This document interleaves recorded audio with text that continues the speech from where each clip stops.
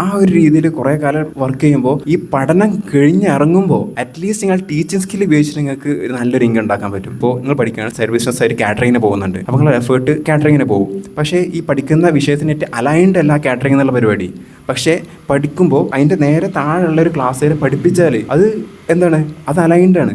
ഇപ്പോൾ നമ്മളെ ബേസിക് ഒന്നുകൂടി തറായിട്ടില്ല എന്നുണ്ടെങ്കിൽ നമ്മളെ ബേസിക് ഒന്നുകൂടി തറാവാണ്. ഇപ്പോൾ പ്ലസ് 2 ആണ് ഡിഗ്രീൻ്റെ ബേസിക്സ്, പ്ലസ് ടുവിൻ്റെ ബേസിക്സ് 10ാം ക്ലാസ്സാണ്. അപ്പോൾ പ്ലസ് 2 പഠിച്ചുകൊണ്ടിരിക്കുമ്പോൾ 10ാം ക്ലാസ്സിൻ്റെ ബേസിക്സ് നിങ്ങൾ 10ാം ക്ലാസ് പഠിക്കുന്ന കുട്ടികൾക്ക് ക്ലാസ് എടുത്ത് കൊടുത്താൽ ആ നിങ്ങൾ പ്ലസ് 2 പഠിക്കുമ്പോൾ അതിൻ്റെ അതിൻ്റെ ഒരു റിട്ടേൺ, ആ ഇടുന്ന എഫേർട്ടിൻ്റെ പഠിപ്പിക്കുന്നതിൻ്റെ റിട്ടേൺ നിങ്ങൾക്ക് കിട്ടുമല്ലോ. അപ്പോൾ ഒരു ഏണിംഗ് പൊട്ടൻഷ്യലും കൂടി നിങ്ങൾക്ക് ഉണ്ടാവും എന്നുള്ളതാണ്. ബേസിക്കായിട്ട് ഒരു ഡിഗ്രി വരെ എന്ന് പറയുമ്പോൾ എത്ര വർഷമായി ടീനേജ്, ഒരു 15 വർഷം പഠിക്കുമ്പോഴാണ് അവസാനം നമ്മൾ ജോലി കിട്ടുക.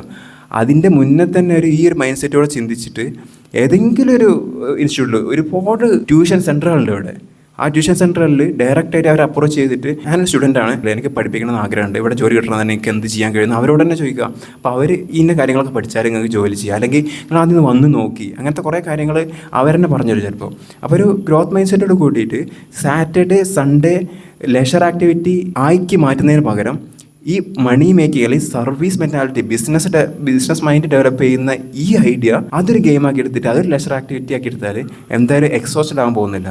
നമുക്ക് ഈ തീരെ ഇൻട്രസ്റ്റ് ഇല്ലാത്ത പഠനത്തിൽ 24 മണിക്കൂർ സിസ്റ്റമാറ്റിക് ആയിട്ട് പോകുന്നതുകൊണ്ടാണ് ശരി ഞായറും വെക്കേഷന് വേണ്ടി നമുക്ക് യൂസ് ചെയ്യേണ്ടി വരുന്നത്.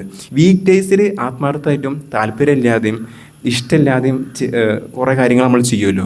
അങ്ങനെ ചെയ്യുന്ന ആൾക്കാരാണ് വീക്കെൻഡിൽ ഓക്കെ കുറച്ച് റിലീഫ് വേണം എന്ന് പറഞ്ഞിട്ട് റെസ്റ്റ് എടുക്കുക. പക്ഷേ ഈ വീക്കെൻഡും വീക്ക് ഡേയ്സും എല്ലാത്തിനും എനർജറ്റിക് ആയിട്ടൊരു മണി മേക്കിംഗ് ആയിരിക്കണം നമ്മൾ ഗെയിം. വീഡിയോ ഗെയിംസിൽ അഡിക്റ്റ് ആയിട്ട് അതിൻ്റെ ഒരു ഡോപ്പമൈൻ നമ്മൾ ഡ്രൈവ് ചെയ്യരുത്. അങ്ങനെ ഡ്രൈവ് ചെയ്യുന്നതിന് പകരം ഓക്കെ ശനി ഞായറും നിങ്ങൾ പൈസ ഉണ്ടാക്കാൻ പോവാണ്.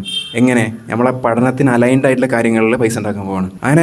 അങ്ങനെ ആ ഒരു രീതിയിൽ കുറേ കാലം വർക്ക് ചെയ്യുമ്പോൾ ഈ പഠനം കഴിഞ്ഞിറങ്ങുമ്പോൾ അറ്റ്ലീസ്റ്റ് നിങ്ങൾ ടീച്ചിങ് സ്കിൽ ഉപയോഗിച്ചിട്ട് നിങ്ങൾക്ക് ഒരു നല്ലൊരു ഇൻകം ഉണ്ടാക്കാൻ പറ്റും. ഏതൊരു രീതിയിലാണെങ്കിൽ സേഫ് അല്ലേ. ഒന്നും കിട്ടിയില്ലെങ്കിൽ ടീച്ചിങ് ചെയ്തുകൂടെ, അല്ലാന്നുണ്ടെങ്കിൽ ട്രെയിനിങ് ചെയ്തുകൂടെ, അല്ലാന്നുണ്ടെങ്കിൽ പൈസ ഓൾറെഡി എങ്ങനെ വരികയെന്ന് നമുക്ക് മനസ്സിലായി. ഇത് ഒന്നും കൂടി സ്കെയിൽ ചെയ്തിട്ട് ബിസിനസ് സ്റ്റൈലിൽ ഒരു ട്രെയിനിങ് ഇൻസ്റ്റിറ്റ്യൂട്ട് ഇടാൻ പറ്റില്ലേ. അങ്ങനെ കുറേ കാര്യങ്ങൾ നമ്മൾ ഓൾറെഡി ഇത് പ്രാക്ടീസ് ചെയ്താൽ നമുക്ക് കിട്ടും.